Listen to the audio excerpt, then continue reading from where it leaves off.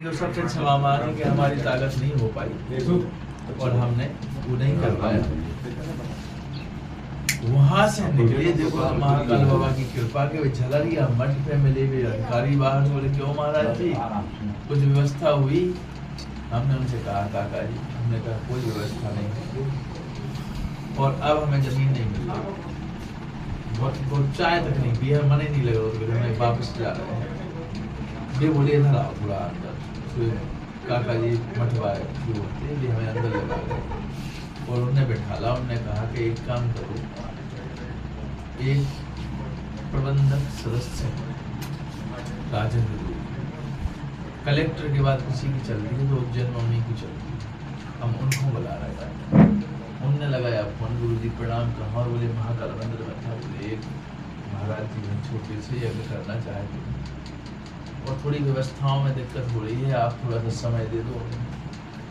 वे बोले हैं कहाँ? वो बोले यहीं बैठे मठ। बोले मठ में जा रहा।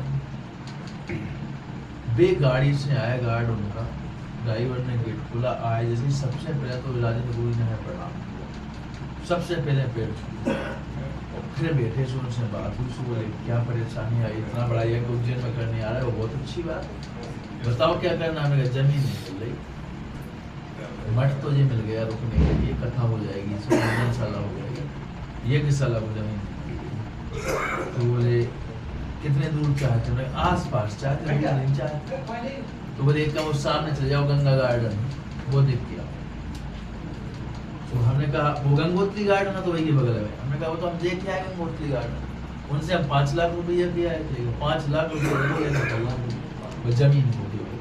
वे बोले पेड़ पौधा दूबा लगाए में सारा इज्जत हम नहीं करवाएंगे। भाई से लग गया तो गंगा गार्डन। जो बोले आप वो गंगोत्री गार्डन नहीं, गंगा गार्डन। ड्राइवर से कहा गंगा गार्डन दिखा के लाओ। तो वे वहीं बैठे, हम गए सामने तो तो अंदर हमने देखा गेट में पर्याप्त जमीन, हम आए, हमने कहा जमीन तो पर्याप्त। तो बोले उसमें आप ये गुरु जी किसका है, कैसा क्या, तुम्हें इससे क्या लेना? दोस्त में करो। काका जी बोले गुरु जी ने कहा, हमें मन में लगी गुरु जी जो है तो काम करेंगे, लेकिन पैसे बता दो और कितने पैसे देने। बेहसन लगे राजेंद्र। बोले पैसा नहीं, आपको जमीन पसंद है? हमने कहा हाँ, तो आप ये करिए। हमने कहा कछु लिखा पड़ी, कैसे मान रहे कल जैसे लिखा पड़ी, हमको जानते थे उन्हें। बे काका जी बोले गुरु जी लिखा पड़ी, तो गुरु जी से कह दिया ये अगर कह देंगे कि इस मठ को खोद के यज्ञशाला बनाओ तो हमें आधी रात में मठ खोद के यज्ञशाला बनवाना पड़े। आप प्रबंधक सदस्य हैं, तो ये जहाँ चाहेंगे वही जमीन खाली हो जाएगी उसी समय। हमने कहा ठीक है, तो बन गया। उनसे हमने कहा बताओ तो काकी दक्षिणा देने बने। वे बोले यज्ञ करोगे? हमने कहा उसकी जो भस्मी निकलेगी पीछे से वो राख मुझको दे। बड़े आगे धन्य प्रभु। आधा घंटे में पूरी सेटिंग हो गई। जय हो। हमने कहा महाकाल बाबा सांचो बैठे साक्षात। अबे हाल हम घाट पे जाके रहते हाल पूरी व्यवस्था है और वास्तविक उस व्यक्ति ने बाबा राखी ली और बीच में रोड पर वो आ दो जब तक रोड पर फोन लगाओ क्या रोड में बन नहीं रहा, रोड पर मट्टी डली।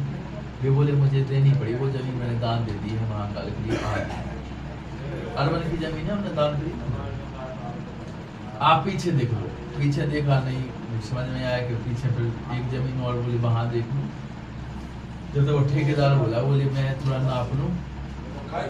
ठेकेदार रोड पर जो ठेकेदार माने नापी से 90 फुट ऐसी मैंने कल 100 फुट ऐसे मतलब लंबी है 100 में बोली परिक्रमा के लिए चाह नहीं 5-5 फुट तो चाह नहीं, तो 90 बाई 110 बना ले होगा, 100 बाई 100 की जगह बना ले 90 बाई 110 से ये की सलाह बजा। तो बोले जय बनाओ, डेट बताओ। उस डेट में उसने लिख दिया कि इस डेट में काम बंद रहेगा, सब बंद रहेगा, लेबर नहीं आएगी, सब उज्जी में टीम सफाई और भाई 11,000 पूर्ति नहीं किया। पूर्ति तो भाई कथन से हो जाए, लेकिन कथा भी तो बिक जाए, कथा कहाँ से मिलेगा बिना नहीं। ओमकारे छोड़ देखो 15,000 में मूर्ति, काशी भी 21,000 में 4 ही दिन नहीं निपट है यार। बस सोमनाथ ही बाबा कृपा करें। पैसा के बच्चे तो पैसा तो बाबा सब कराई दे हैं। सतगुरु महाराज नहीं कला अपन से।